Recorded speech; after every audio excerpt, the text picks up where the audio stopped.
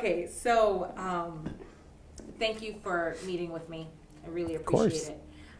So this is the story that we're doing and we're working on is regarding a gun shop that was broken into in November. I spoke to the owner and he had mentioned that that day police officers took 2.5 hours to get there. The call went in at like 5 o'clock in the morning and he didn't see a police officer until like 7:27 around that time. And he mentioned that you guys did a great job, but he was really disappointed with the response time because he walked in seeing two men literally grabbing the guns and throwing them in the U-Haul truck. So it was about 21 guns, smaller guns.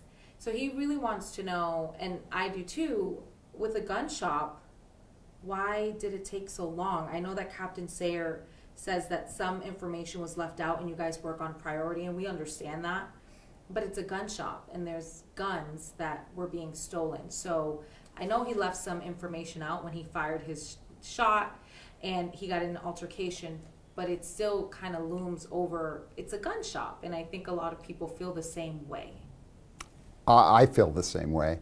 I think it is an unacceptable amount of time. I don't know that the time that he's accounted for is exactly right, but I do agree that the time was clearly unacceptable.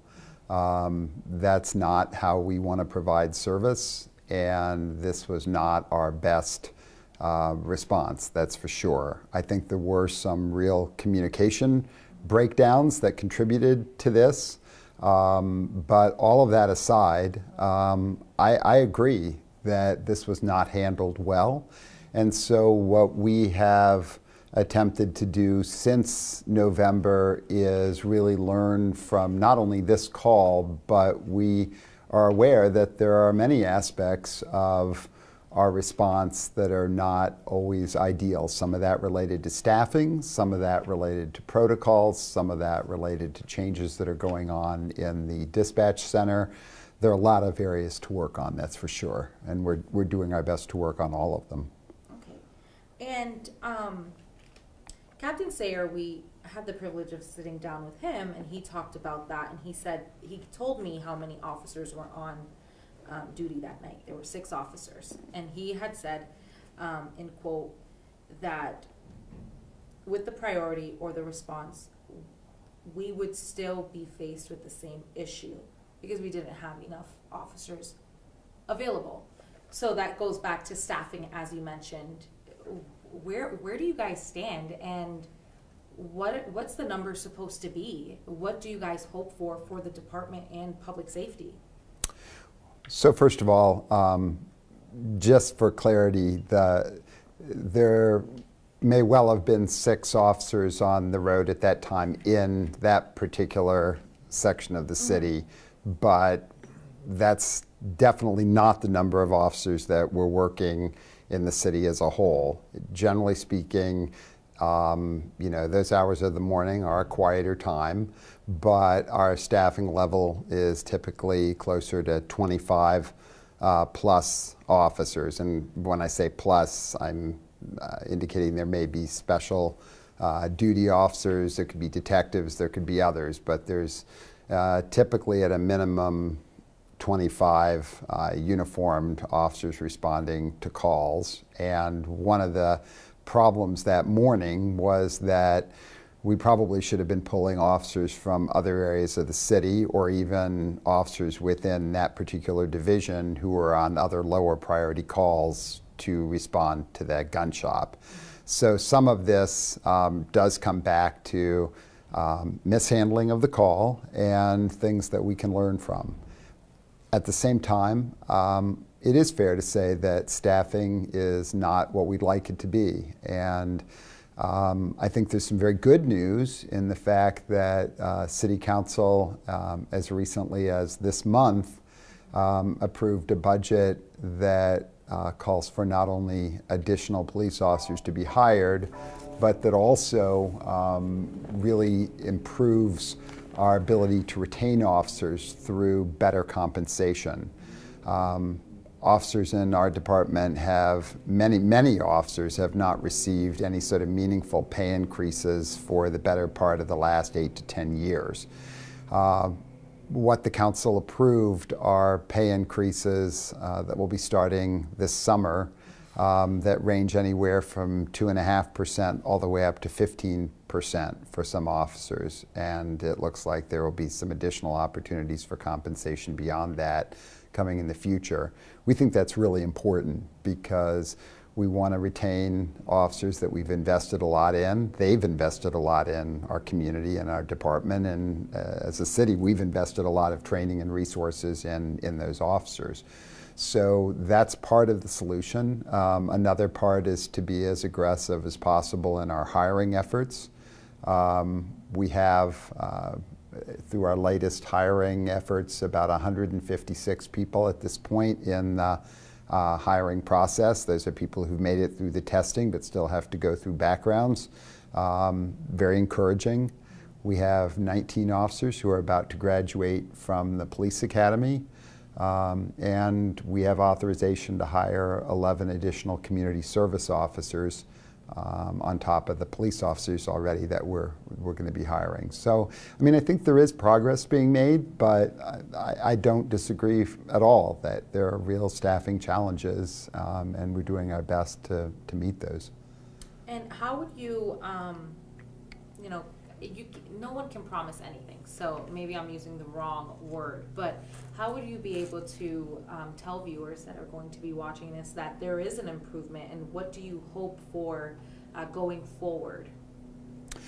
Well, I mean, our goal is continuous improvement, and I think that our manager, our city council, all share that goal. We want to retain the very high quality officers that we have, and we want to hire more police officers. We also want to come up with some different ways to respond to calls that allow us to free up officers as much as possible to respond to higher priority emergencies. And Chief Hall from Field Services has done a lot to really work on some different strategies for alternative call response. So it might be good for him to speak to that a little bit. And how would you, what are those strategies? Well, right around the first of the year, we took a real close look at some of the calls we were responding to and how we were responding to them with an eye towards efficiency and effectiveness. So what we did is we actually got rid of some calls that were just archaic. There was no reason for law enforcement to be responding to some of those calls. We also found other agencies that were willing to take those calls on.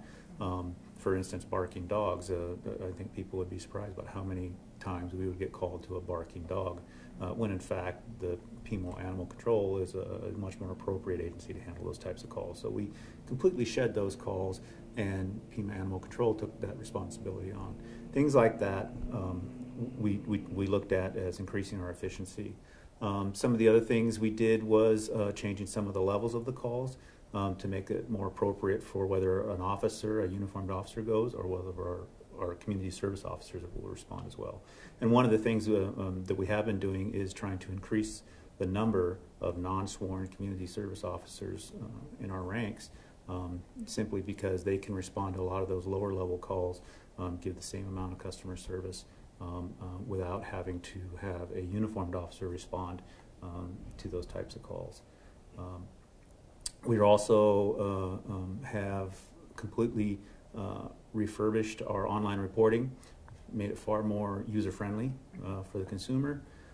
We've added certain types of calls that can be reported online, and we've changed the process so that there's no backlog. That as they complete the online report, it's indexed in our records section, and the investigative units get it very rapidly. So there really is no difference in the service that they get, whether an officer responds and takes the report, or they do the report themselves in their home at their convenience. The investigative units see that report in almost the same time frame. Things such as that. Okay, thank you.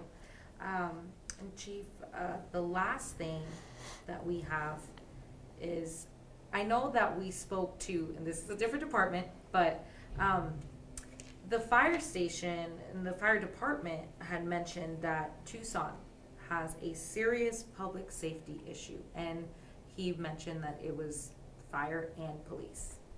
Do you think, does this seem to be true? Well, I'm not sure who exactly is saying that, but no, I don't think we have a serious public safety situation. I think we have challenges like many other cities our size that are dealing with similar economic limitations and resources. We are very fortunate that we have a group of very, very capable, dedicated, and hardworking police officers and firefighters in this city, and I think you know, there's absolutely room for improvement when it comes to how 911 calls are handled, our ability to be more timely in our response, as Chief Hall was referring to, the way that we handle certain calls and how they could be, not every call requires a police officer to respond, so if there's some alternative strategies that can free up officers for higher priority things. And of course, we could always use more police officers, and we're working on that. There's no one's in denial that we need more officers in the city, and we need to do a better job retaining the officers we have, and that's one of the reasons the pay increases. We're grateful to the voters for passing Prop 101, which is allowing us to provide officers with better equipment, such as the new Tahoes that we're seeing a lot more of out on the road, better computers, a lot of other resources. So, I mean, there's work being done, but do I think we're in a public safety crisis? Absolutely not. We recently saw some significant decreases in property crimes in several of the divisions around the city. We're enhancing our prevention outreach. We recently hired a prevention and volunteer services coordinator in the department. We're being more effective at looking and analyzing data to deploy officers in areas where they can be most effective and where they're most needed. We have a new crime analysis superintendent that's working with us to look at data and to really help us use that in a smarter way to make decisions. And we're being more thoughtful about, are there various police type activities that the community service officers and other professional staff can do that don't necessarily require a police officer. So I think that absolutely we have our challenges. Are we in a public safety crisis? I think that is entirely overblown and absolutely inaccurate. All right. Thank you, and thank you. Sure.